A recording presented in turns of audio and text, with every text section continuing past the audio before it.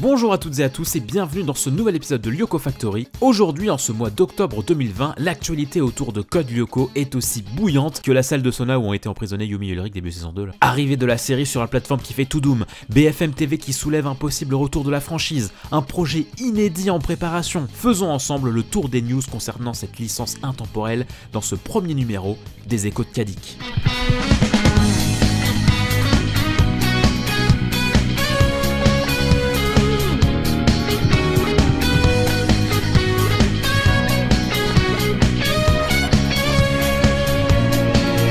Ça y est, Code Lyoko est disponible en intégralité sur Netflix. Après une disponibilité sur YouTube depuis plus de 3 ans et sur Amazon Prime depuis près d'1 an, c'est au tour de la plateforme qui fait tout doom d'accueillir cette série d'animation française qui a marqué toute une génération. Vous trouverez donc sur la plateforme de streaming les 95 épisodes du dessin animé ainsi que les 2 épisodes spéciaux Le Réveil de Xana en saison 3.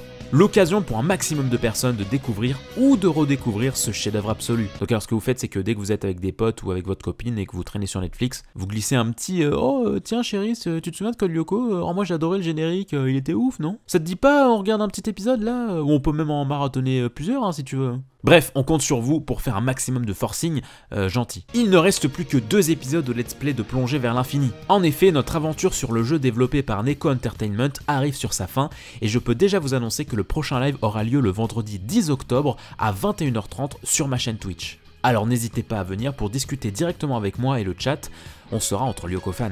BFM TV parle de Code Lyoko.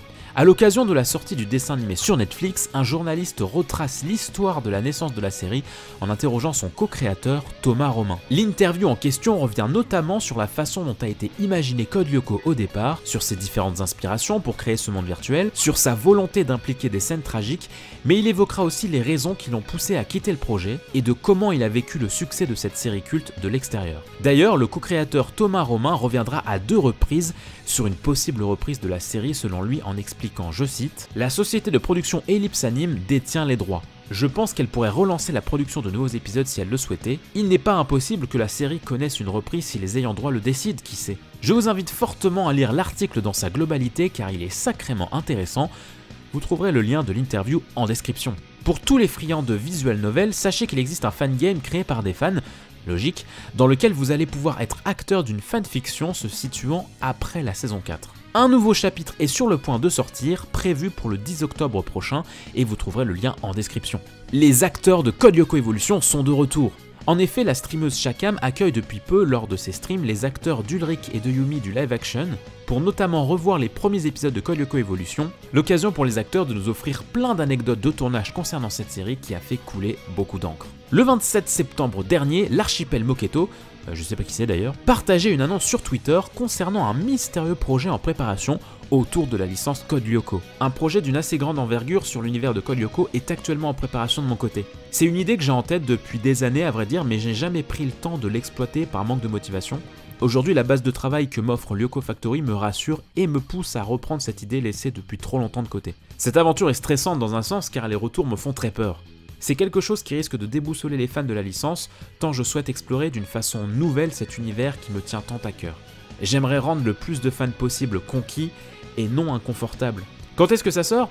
J'aimerais rendre cela disponible pour fêter le premier anniversaire de Lyoko Factory, soit aux alentours de février 2021. Je souhaite apporter quelque chose d'évolutif et de proche des fans, quelque chose que vous ne trouverez nulle part ailleurs. J'espère ne pas faire un flop. Voilà ce qui conclut ce numéro des Échos de Cadix. N'oubliez pas de mettre le pouce en l'air et de vous abonner à la chaîne pour soutenir mon travail. J'espère en tout cas que cette vidéo vous aura plu, et on se dit à bientôt pour de prochaines vidéos, et surtout portez-vous bien, chers Lyoko fans.